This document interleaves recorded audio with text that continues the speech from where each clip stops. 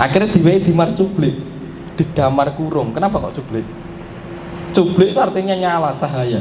Ketika didamu bek, mati cahaya dalam diri Anda. Ketika orang itu mati cahayanya, mati kesadarannya. Ketika dia mati kesadarannya, gampang dikacau dari jarak jauh.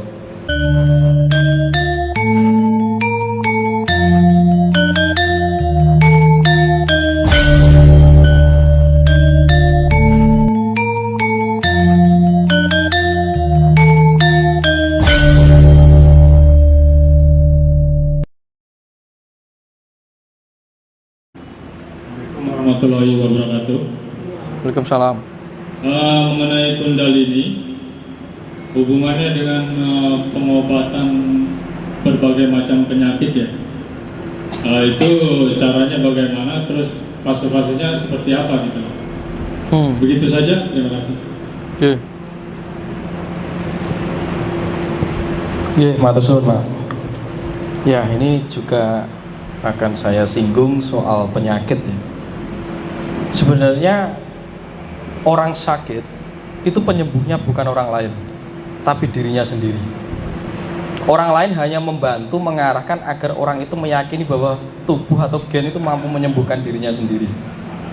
Jangan ada sekali-kali orang yang mau berniat menyembuhkan orang lain. Maka saya hanya menunjukkan mengenal Anda, mengenal perangkat ajaib Anda, perangkat cerdas Anda. Kalau saya sudah punya atensi menyembuhkan orang lain, bahaya. Karena suatu ketika memori itu akan masuk kepada diri saya melalui jalur atensi saya. Jadi nek wong zaman biyen nek ilmu tua itu orang yang menambani wong, nurutke itu berarti menurutke dalan untuk mencapai perangkatnya dia sendiri. Nah, aktivitas usada Ayurveda itu hanya mengenalkan nutrisi atau obat untuk menunjang nutrisi gen, agar gen itu mampu mengubah kodenya dari memori sakit menjadi memori yang tidak sakit. Nah, di sini saya mengajarkan Kundalini itu untuk membangkitkan teknik itu. Orang-orang yang ada di sekeliling Anda yang Anda anggap tabib atau dukun itu hanya mendampingi Anda untuk mengubah kemampuan perangkat-perangkat Anda agar menghilangkan kode-kode sakit yang tertanam yang dalam bentuk memori itu tadi. Jadi sekali lagi, sakit bukan disembuhkan oleh orang lain. Saya hanya mengalirkan energi. Tapi energi ini hanya tergantung kepada kepekaan dan kemampuan Anda menangkap energi. Berarti penyembuhnya bukan saya. Penyembuhnya adalah perangkat Anda. Respon sensor saraf Anda sendiri, respon gen Anda sendiri. Banyak orang yang sakit kanker di rumah sakit lebih parah.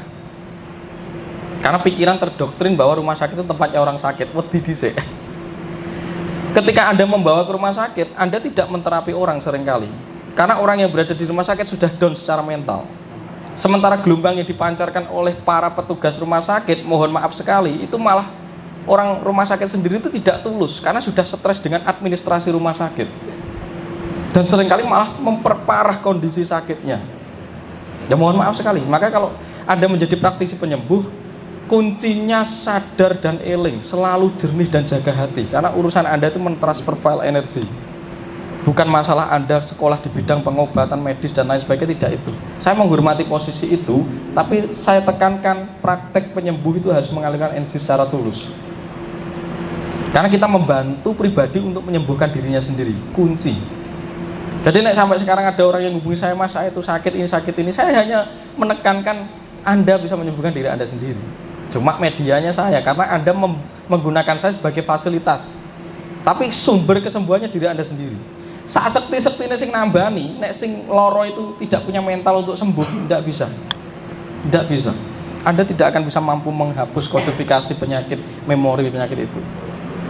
Kira-kira gitu nggih. Misalkan wis disantet gitu. Saya hanya mengarahkan gen Anda itu agar mampu mengubah kode santet yang ditanam melalui memori sugesti itu. Misal jenengan tak santet misalnya. Tak cukup jabang bayi ini, tak cukup lemah kuburan. Memori lemah kuburan itu sudah dipercaya sebagai tempat yang ngeri, menakutkan, seram, berhubungan dengan kematian dan kerusakan. Orang yang masih mempercayai bahwa kuburan itu tempat seperti itu, dia masih gampang disantet. Tapi nek mentalnya mantap, ada kalau saya latihan pendekar Eza itu ngambil sabuk di kuburan, topo di kuburan, kan mental saya sudah mengikis bahwa kuburan itu sebenarnya tempat biasa. Saya aman, tidak rentan. Tapi bagi orang yang masih mempercayai kuburan adalah tempat yang mengerikan, menakutkan, memori itu secara kolektif ada di dalam diri Anda. Gampang, jenengmu tak celuk tak kayak lemah kuburan.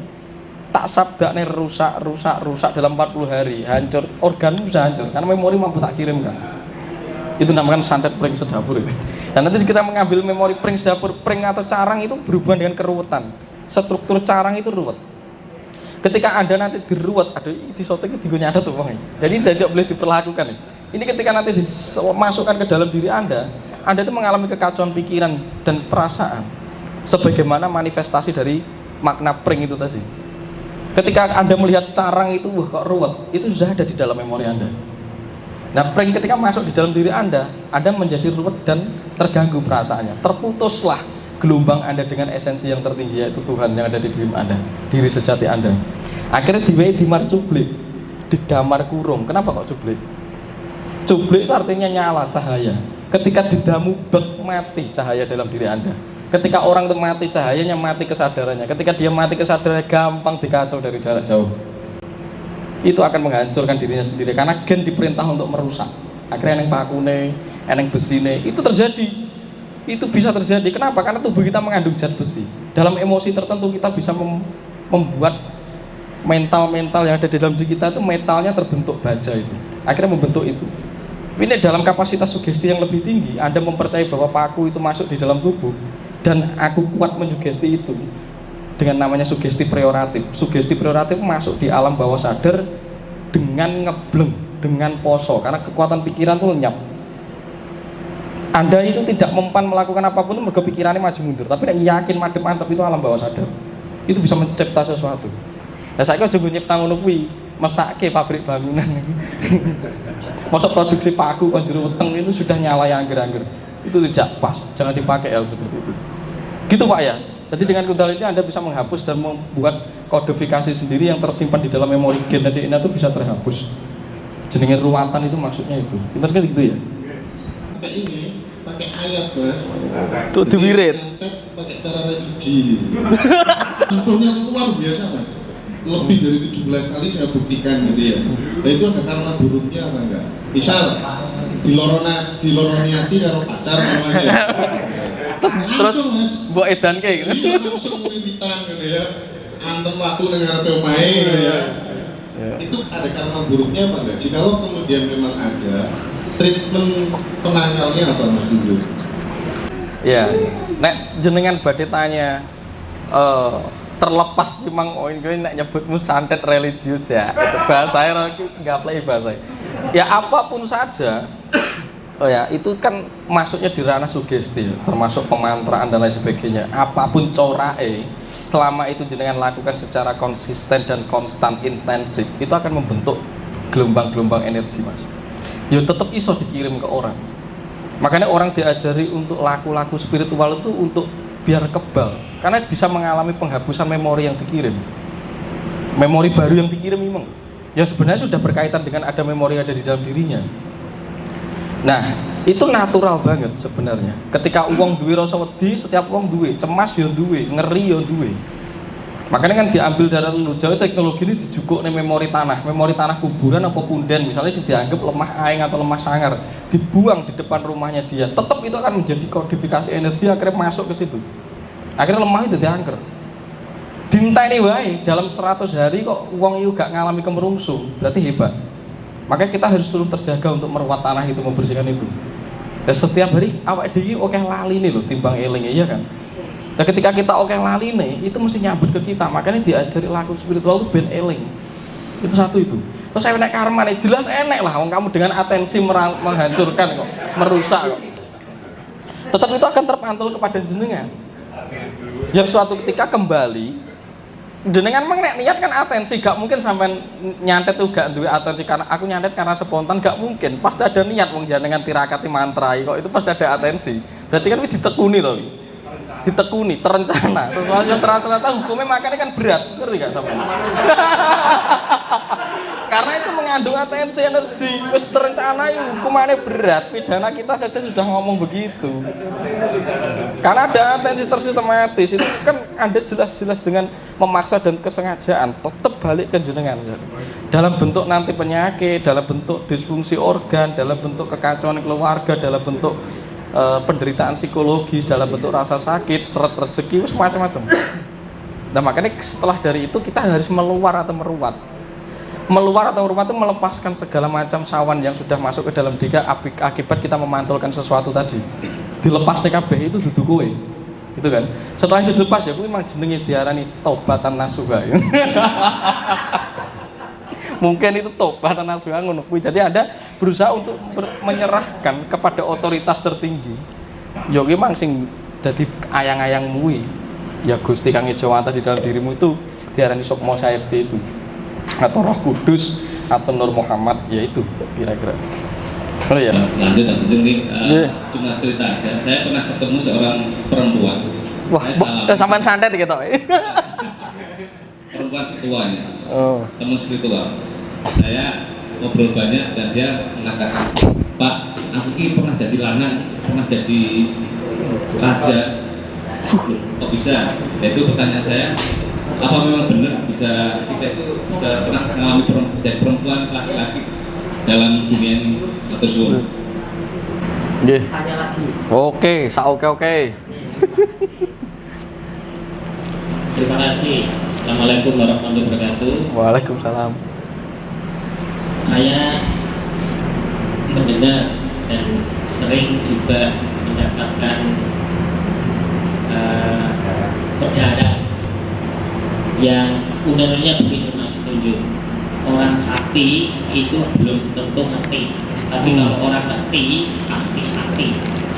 Dan untuk bisa ngerti itu biasanya prosesnya sakti dulu. Itu yang saya dengar, dan beberapa kisah peristiwa-peristiwa masa lalu para leluhur kita itu juga mengalami proses itu. Contoh, saya uji contoh yang ditulis dan dibaca oleh kita semua, kita juga paham. Contoh Kanjeng Sunan Kali, itu kan beliau sakti dulu, baru kemudian baru ngerti. Ada lagi Angling Garmo, itu sakti, perjalanan berikutnya jadi ngerti. Jadi kalau begitu kan untuk bisa mempelajari ilmu kasampurna yang penjenengan pada hari ini, memang betul ada seseorang yang langsung menangkap bahwa orang itu bisa mengerti, tapi sebenarnya dalam tubuhnya itu sudah sakti dulu, Mas. Artinya punya ilmu kadigjayan.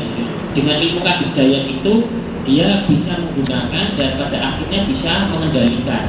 Tapi memang banyak orang yang punya ilmu kadigjayan terbuai, sehingga para leluhur kita, mbah-mbah kita sering mengatakan, kamu gak usah cari ilmu kadigjayan, tapi cari ilmu keselamatan. Mohon untuk dibedah, karena proses untuk menjadi digjayan itu juga melalui tokoh Broto juga. Demikian Mas Tunjuk, atau pun.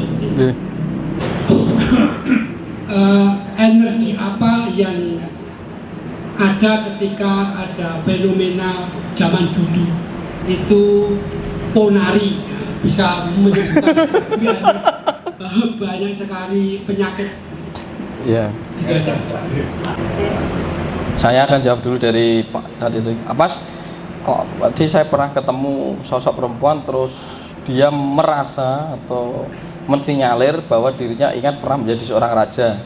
Disebutnya diyani wae lah Pak. Iya dadi raja atas dirinya sendiri. Itu paling gampang. Engko nek digedhe-gedhe nih, makanya orang Jawa itu kadang ada sesuatu yang tidak perlu dijawab. Karena dijawab itu malah membuat si murid atau si orang yang belum paham itu malah terlena. Itu malah menyesatkan. Ya. Akhirnya kalau orang bisa pernah jadi laki-laki itu memungkinkan bisa. Karena sukma atau jiwa itu tidak ada bentuk wujud otoritas laki atau perempuan, itu energi. Dan kita bersentuhan dengan saktinya. Nah, itu saktinya itu adalah pasangannya atau tubuhnya, yaitu akan membentuk dengan sendirinya tergantung karakter apa. Karena karakter femininnya lebih tinggi, ya berarti akan membentuk karakter perempuan. Karakter maskulinnya lebih tinggi, memorinya ya akan membentuk karakter laki-laki, kelaki-lakian, lanang itu tadi. Kira-kira begitu. Dan itu juga bisa terlahir. Misalnya saat ini orang banyak masuk di dalam lingkungan perempuan tapi sekolahnya nenggone cah lanang, itu kan akan menyerap karakter energi laki-laki. Itu kalau tidak ditangani, dia suatu ketika lahir akan terproyeksi, karakter itu akan membentuk dia akan menjadi laki-laki, mengakses potensi-potensi kelaki-lakian di kehidupan selanjutnya. Bisa memungkinkan seperti itu. Oke. Akhirnya terus saya punya LGBT diseneni, bu, ojo diseneni, itu ditambani diduduhi dalan, ojo diseneni LGBT. Itu tertawa itu Mas Henry itu pernah menyugesti atau itu pakar gendam itu pernah menggendam orang LGBT biar ketemu ning dalane, karena kan kasihan orang wis ngerti LGBT mbok senen-seneni gitu. Orang itu jangan banyak disalah-salahkan, disalah-salahkan tidak akan berubah. Kalau bisa dibantu dan didampingi, ya dibantu dari dibimbing, ditunjukkan bahwa oh kamu itu terjebak masuk ke tubuh laki-laki, mergo zaman biyen tuh kamu hidup di dalam lingkungan laki-laki, kamu balik ning wedok, atau dikasih pilihan, lah kowe nyamanmu sing ndi, penakmu sing ndi untuk mengimplementasikan lakumu di kehidupan ini, menakmu nganggo awak sing ndi atau karakter sing ndi, itu lebih ke situlah kalau model dialognya gitu. Jadi ojo disalahke. Wes iki tersesat kok salah-salahke, orang ngerti dalan ki diduduhke aja diseneni, Pak. Orang tidak tahu jalan itu ditunjukkan, aja dimarah-marahi. Kira-kira ngoten. Terus tadi panjenengan tekok orang untuk sampai apa? Kawadang ilmu kasampurnan itu apa harus sakti dulu? Atau apa memang harus memiliki kesaktian dulu baru syaratnya bisa mengenyam ilmu kasampurnan, kan ngoten. Kira-kira cara disederhanakan kan gitu. Nah, saya disetujui. Karena arti dari prasangka sakti di dalam diri Anda dengan saya itu bisa berbeda. Sakti itu dalam arti bahasa Jawa pertengahan mundur itu artinya adalah pasangan. Maka seperti Dewa Siwa itu punya sakti. Saktinya siapa? Saktinya Durga atau Dewi Uma. Jadi sakti itu artinya pasangan. Dalam bahasa pertengahan Jawa mendekati modern, sakti itu artinya pengetahuan. Makanya saktinya, maka ketika dilambangkan bahwa Dewi Uma itu adalah pengetahuan dari sang Siwa. Karena Siwa itu adalah buku, tapi tulisannya adalah si Uma. Nah, itu disebut sakti. Dan pada kita ini juga saktinya kita adalah jiwa kita, isinya jiwa adalah kemampuan perangkat berpikir dan merasa, itu disebut sakti. Sementara badannya ini, ya ini disebut jawotonya atau struktur bentuk yang mewadai si sakti. Kira-kira begitu. Lah sakti di dalam pemikiran Anda adalah kemampuan yang bikin orang itu gumun. Iya toh? Padahal ojo kagetan, ojo gumunan. Lah nyapa kok sampean golek-golek kuwi? Iki piye gitu kan? Kita harus tanya, jare ora oleh kagetan, oleh gumunan. Neng seringkali orang itu selalu menampilkan sesuatu yang senengannya bikin kaget atau bikin gumun. Lah asem tenan nih. Iki cara rumusno piye ini kan gitu ya. Jadi kita harus bedahnya pelan-pelan. Oke, berarti sesuatu yang itu berarti yang mengarah kepada ketidakrasionalan, yang mengarah kepada ketidaknyataan, yang mengarah dari jauh dari arah logika. Kira-kira gitu kan. Akhirnya uangnya ben takjub. Nah ketika orang takjub akhirnya gampang terjatuh dan dikibulin sebenarnya. Akhirnya naik dukun buat senen-senen itu. Itu masalahmu dewe, gampang gumunan sebenarnya.